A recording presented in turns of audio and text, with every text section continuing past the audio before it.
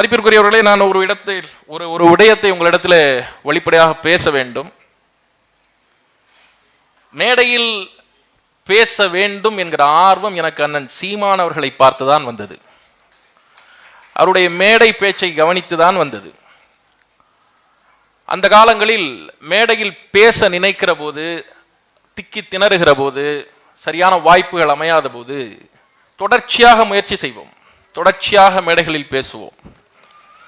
அப்படி பேசுகிற போது ஒரு மேடை எனக்கு வாய்ப்பு கிடைச்சிது அண்ணன் முன்னாடி பேசுறதுக்கு. அதுதான் என்னுடைய முதல் மேடை, அண்ணன் சீமான் முன்னால் பேசிய முதல் மேடை. அது காரைக்குடியில் இளைஞர் பாசறையினுடைய அடையாளமாக இருக்கிற முத்துக்குமார் அவர்களுடைய நினைவேந்தல் நிகழ்வு. நான் அந்த மேடையில் அண்ணன் முன்னாடி பேசுகிறேன். ஒரு 7-8 நிமிஷம் பேசியிருப்பேன். என் வாழ்க்கையில் நான் ரொம்ப மகிழ்ச்சியான உணர்ந்த நாட்களில் அதுவும் ஒரு நாள். அதனால் அந்த கூட்டம் முடிஞ்சதுக்கு அப்புறம் கூட்டம் எல்லாம் கலையுது. பெரிய கூட்டம். அது கிட்டத்தட்ட ஒரு 20,000 மக்கள் திரண்டு இருக்கக்கூடிய மாதிரியான ஒரு கூட்டம். கூட்டம் கலைஞ்ச பிறகு எல்லாமும் கலைஞ்சிருச்சு, எல்லாம் முடிஞ்சிருச்சு.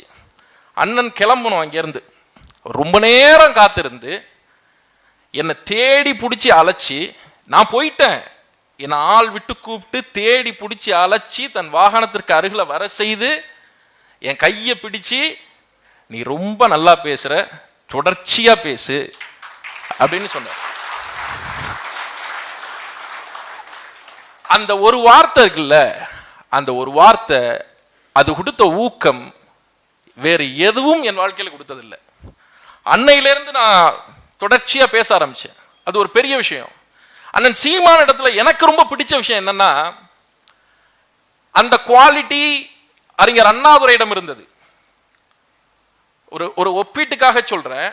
அறிஞர் அண்ணாதுரையினுடைய காலகட்டத்தில் அண்ணாதுரை மிகச்சிறந்த பேச்சாளர், அதுல யாருக்கும் எந்த மாற்று கருத்தும் இருக்க முடியாது. ஆனால் அவருடைய சக தோழர்களாக இருந்த நாஞ்சிலாராக இருக்கட்டும், ஈவி.கே. சம்பத்தாக இருக்கட்டும், கண்ணதாசனாக இருக்கட்டும், கருணாநிதியாக இருக்கட்டும், அவர்கள் மிகச்சிறந்த பேச்சாளர்கள். ஆனா அண்ணாதுரை என்ன செய்வார் அப்படின்னா, எத்தனை பேச்சாளர்கள், எத்தனை தம்பிகள் இருந்தாலும் சரி, மேடையில பேச விடுவார். மேடையில பேச விட்டு எல்லாரும் பேசி முடிச்ச உடனே தான் பேசுவார். மேடையில் அவர்களை பேச அனுமதிப்பது என்பது அவர்கள் மீது அண்ணாதுரை கொண்ட அன்பு. நீ எத்தனை பேர் வேணாலும் பேசு, உன்னை தாண்டி நான் சிறப்பா பேசுவேங்கிறது அண்ணாதுரை அவர் மீது கொண்ட நம்பிக்கை. அதாவது சிவாஜி கணேசன் அவருடைய காலகட்டத்தில் அதன் பிறகாக நடிக்க வந்த நடிகர்கள் இருக்காங்கல்ல, எல்லாருக்குமே சிவாஜி கணேசனுடைய சாயல் இருக்கும். ஏதோ ஒரு விதத்துல சிவாஜி அவங்க இமிட்டேட் பண்ணுவாங்க. ஏதோ ஒரு விதத்துல அவர் ஒரு பிராண்ட் ஆயிடுவார், ஒரு ட்ரெண்ட் செட்டர் ஆயிடுவார். அதன் பிறகு வரக்கூடிய நடிகர்கள் இடத்துல அந்த ஒரு தோற்ற மயக்கம் இருந்துட்டே இருக்கும். நான் இந்த மேடையிலிருந்து சொல்றதுல எனக்கு எந்த விதத்திலையும் தயக்கம் இல்லை. கடந்த 15 ஆண்டுகள்லையும் சரி, இன்னும் 1/4 நூற்றாண்டு 25 ஆண்டுகள் கழித்தும் சரி, இந்த 25 ஆண்டுகள்லையும் சரி, தமிழ்நாட்டில் ஒரு புதிய பேச்சாளர் உருவாகிறான் என்றால் அண்ணன் சீமானின் சாயல் இல்லாமல் உருவாகவே முடியாது.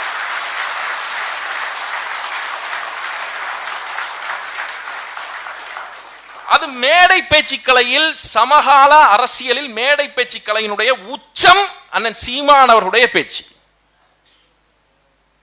ஒவ்வொரு துறையில உச்சம் சொல்லுவாங்கல்ல, இப்ப திரைத்துறையில உச்சத்தை விட்டு ஒரு நடிகர் வந்திருக்காரு அப்படின்னு சொல்லுவாங்க. மேடை என்பது, மேடை பேச்சு என்பது அண்ணன் ஜெயசீலன் அவர்கள் சொன்னது போல ஒரு ஆர்ட் ஃபார்ம். அது ஒரு கலை வடிவம், அது ஒரு துறை. அது சினிமா துறையில் உச்ச நட்சத்திரம் விஜய் அவர்கள் என்றால் அவர் அதை விட்டு விட்டு வந்திருக்கிறார் என்றால், ஒவ்வொரு துறையிலும், இப்போ விளையாட்டு துறையில் தோனி இருக்கிறார், சச்சின் டெண்டுல்கர் இருக்கிறார், யார் வேண்டுமானாலும் இருக்கட்டும். செஸ்னு எடுத்துட்டீங்கன்னா நீங்க விஸ்வநாதன் ஆனந்த் இருக்காரு.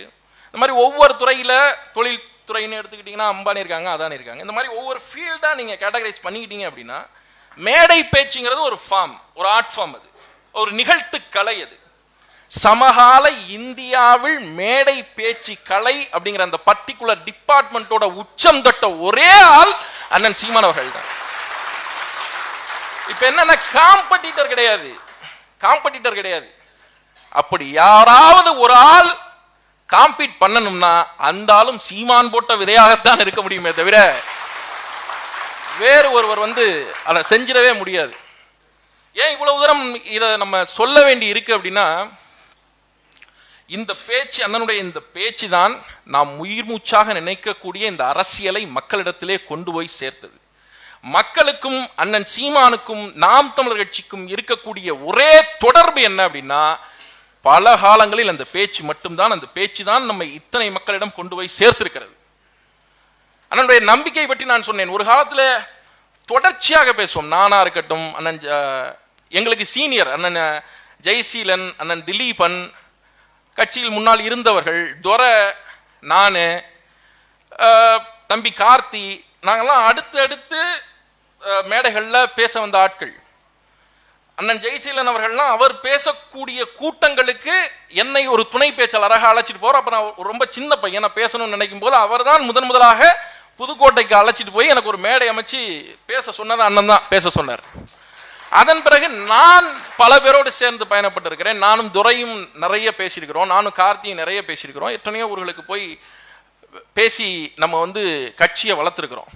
ஆனா உங்களால என்ன பண்ணிட முடியும்? நாம் தமிழர் கட்சியில என்ன சுதந்திரம் இருந்தது? என்ன பண்ணிட முடியும்? ஏன் இந்த அளவுக்கு வீரியம் நாம் தமிழர் கட்சியினுடைய பேச்சாளர்களுக்கு அப்படின்னா, நீங்க 1 மணி நேரம் ஒரு மேடையில் அரசியல் பேசலாம். 1 மணி நேரம் நீங்க பேசலாம். 1 மணி நேரத்தில் ஒரு இடத்தில் கூட அண்ணன் சீமான் அவர்களுடைய பெயரை உச்சரிக்காமலே நீங்கள் பேசலாம். அந்த ஸ்பேஸ் இருந்தது கட்சியில. எந்த தலைவனும் அதை அனுமதிக்க மாட்டான். எனக்கு தெரியும், நான் பேசியிருக்கேன், துரைக்கு தெரியும், துரை பேசியிருக்காப்ல அண்ணன் சீமான் அவர்களுடைய பேர் சொல்லாம பல கூட்டங்கள். ஏன்னா பேசுறதுக்கு அவ்வளவு அரசியல் இருக்கும். அவர் சொல்லுவார், அது தேவையில்ல தம்பி, என்னைய பத்தி பேசுறது தேவையில்ல, அரசியல் பேசு, நமக்கு எந்த அரசியல் தேவையோ அதை பேசுன்னு சொல்லுவார். அந்த கான்பிடன்ட் இருக்குல்ல, அந்த கான்பிடன்ட் எந்த தலைவனுக்கும் கிடையாது. பேசிட்டு இருக்கும்போது பின்னே சட்டையை பிடிச்சி தூக்கார வச்சிருவாங்க. பல கட்சிகள்ல கூப்பிடவே மாட்டாங்க.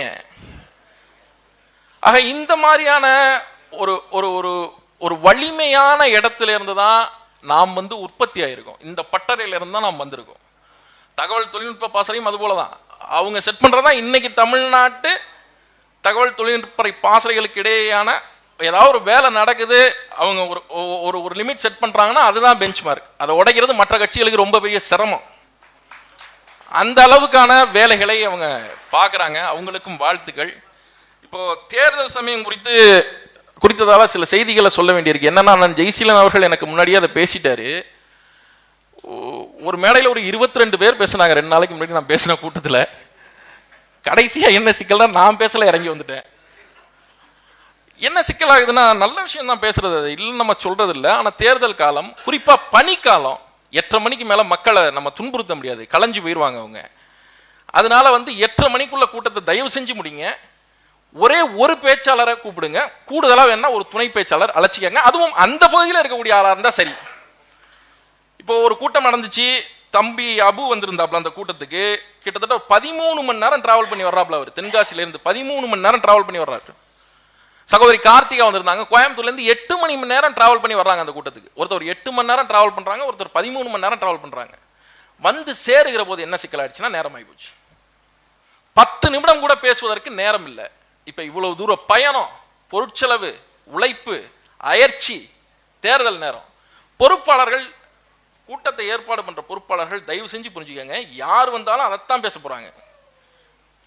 இவ்வளவு பேர் எனக்கு சொன்னாங்க, ஏன் வரணும் அப்படின்னா, இஸ்லாமியர் பகுதி, அதனால தம்பி வரணும், அபு வரணும். ஒரு மகளிருக்கு பிரதிநிதித்துவம் கொடுக்கணும், அதனால நம்ம கார்த்திகா அவர்கள் வரணும். அடுத்து இன்னொன்று சொல்லி என்ன, யாரு, ஜெய்சீலன் சீனியரு, அதனால அவர் வரணும். எத்தனை பேரை வர வச்சு நீங்க கூட்டம் நடத்தி,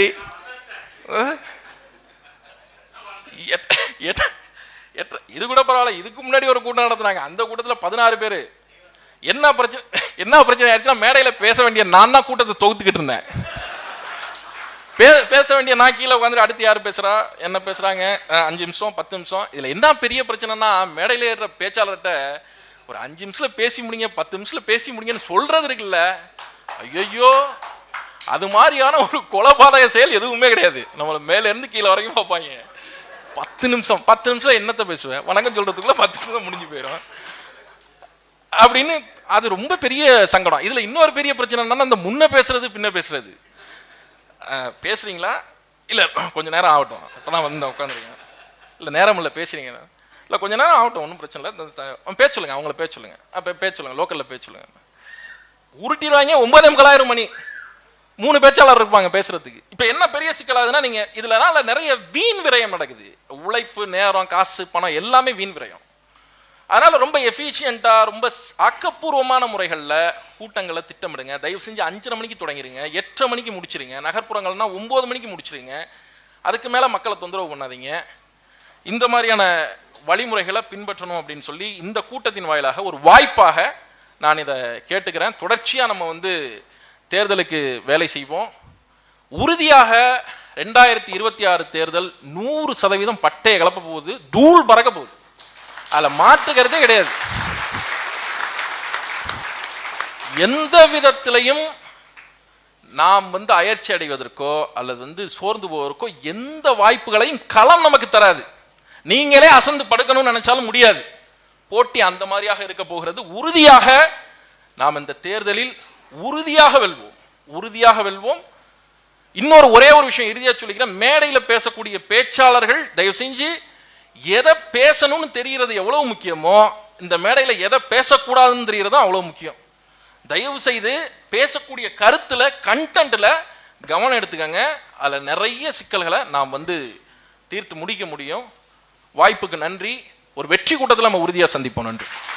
அடுத்ததாக மாநில கொள்கை பரப்பு செயலாளர் சாட்டை துரைமுருகன் அவர்கள்.